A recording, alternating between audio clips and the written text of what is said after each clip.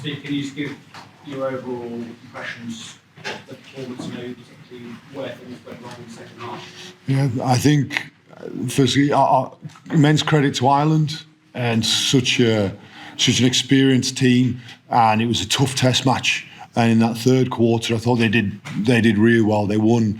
There was 2 kick exchanges that they won, which got them field position and opportunity, and a couple of penalties that we conceded that gave them field position and opportunity. And that was probably the critical period, and that allowed them to get scoreboard pressure. And then I'd say was huge congratulations to Ireland and respect for them for their performance. I'd also say I'm very proud of the way the players, one, attacked the game in the first half, and two, in the final quarter, the way they came back and ultimately scored a couple of tries to get us the bonus point here. How much did that first half take out the team physically? It was obviously very intense defensive stance right first half. How much did that have an impact on the second half? Yeah, it's always hard to quantify those things, and I think in many ways, if you look at how we started early in that second half, you look at the break we made and then the offload, Ellis's pass, that ends up getting pulled back for a forward pass. And you just say they certainly started that second half with a whole lot of energy and endeavour. I think it's also right to acknowledge the way you did the defensive effort, which, whilst disappointing to concede tries, I thought the team against one of the best attacking sides in the world, the team is certainly improved defensively. Steve, you mentioned the 2 kick exchanges. Do you think the greater freedom, the greater contest in the air has enhanced the game as a spectacle, or is it enhancing? I think there's a few different factors you need to consider there. And I think player safety is still something that needs to be a paramount importance there. And you've seen some collisions there. I think we just need to be mindful as we're monitoring this as going forward. I think what you've seen is you saw a lot of kicking there. So I think it's actually increased the amount of kicking that's going on in the game. And as we sit here, we're talking about kick exchanges being one of the critical elements, along with a couple of penalties. So I think we do need to be mindful of the effect it's having upon the game. Maro, what did you say to the team at the end of the match? We pretty much just said, look, the first half was really good, and we in the second half we didn't quite execute the game plan in terms of field position and territory, but I'm proud of the way the boys fought to the very end. We fought to get the losing bonus point at the end, and that's definitely admirable. Mara, how did you find the experience of captaincy today, trying to add on all the extra responsibilities in such a passionate and high-intensity game?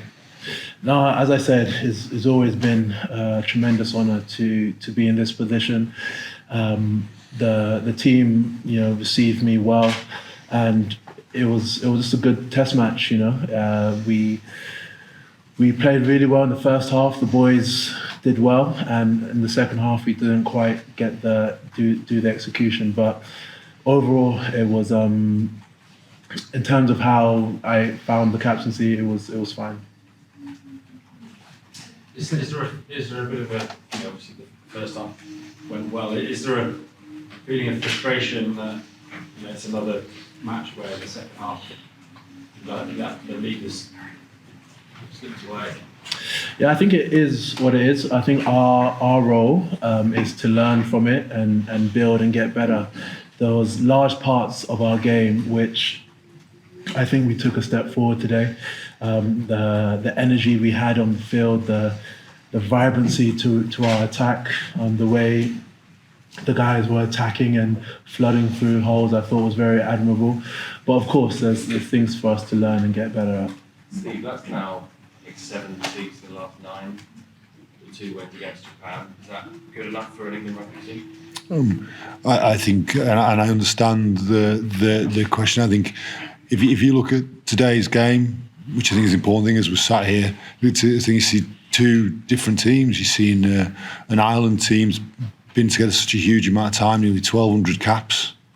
and you're seeing an England team that's been building over the last 6 months, and you're sitting nearly just over half that number of caps. And I think you saw the guys went out, and if you watched that at the start of the game, you'd be saying you don't see that difference.